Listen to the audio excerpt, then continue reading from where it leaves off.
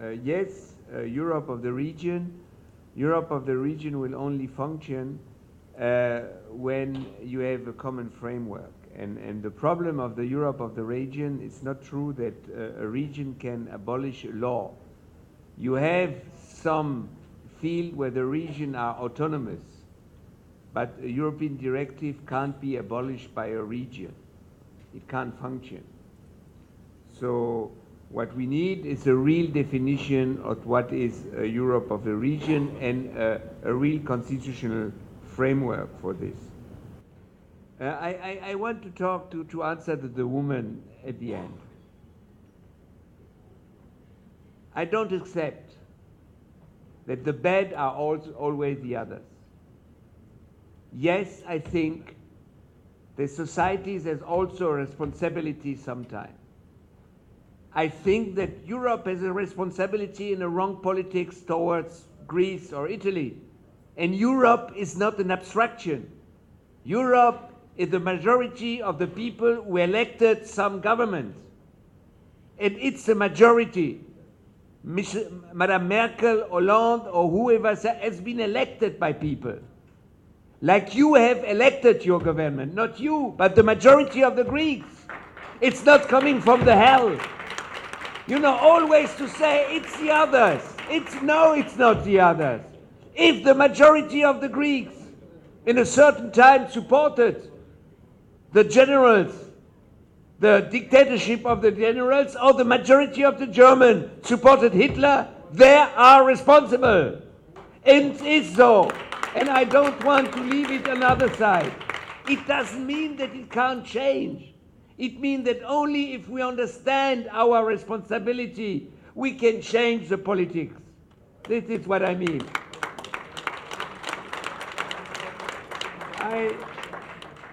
On the agriculture politics, I want only to say one thing. You're right. Europe is not going in the right direction. Why? Because we have a certain majority in the European Parliament. It's a majority of the people who elected forces who are defending the wrong agriculture politics, like you had this majority in Greece or in other countries. I come back always to the same problem, the problem of democracy. If Europe, if a country does the wrong politics, it's because there are majorities who defended a certain politic, neoliberal politics, or whatever, or industrial agriculture politics. They are responsible. If we leave the field of democracy, who decides, who is the government? This is the problem. And then we have a democratic problem on this institution of Europe. I want to answer you to Afghanistan.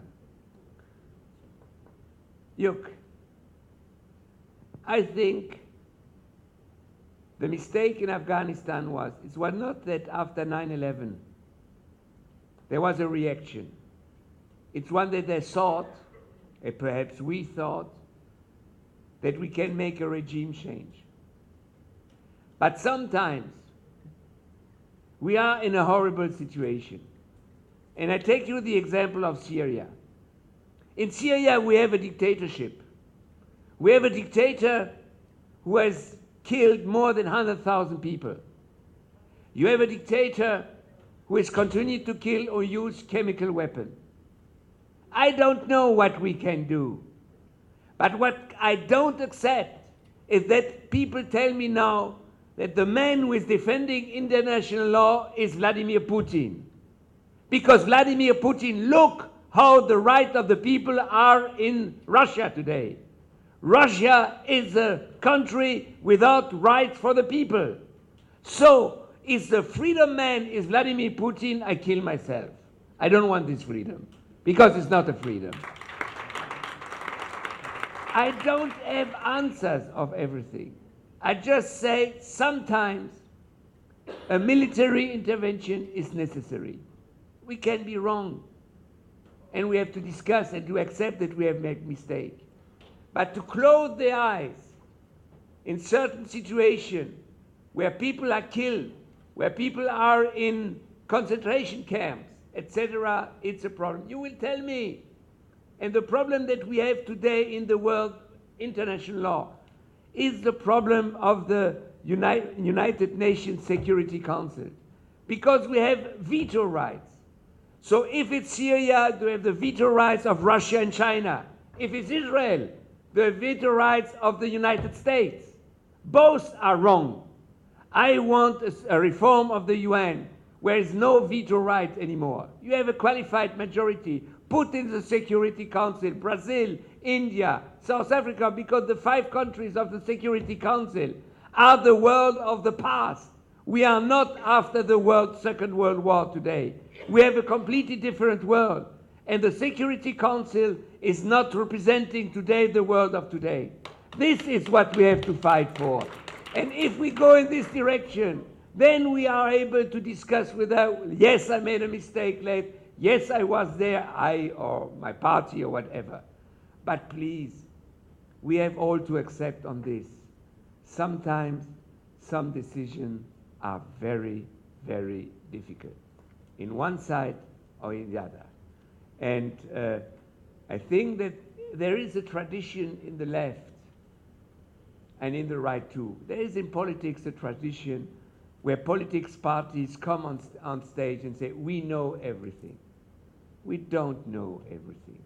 We have intuition, we have a theory, we have a political framework, and then suddenly reality is overwhelming us.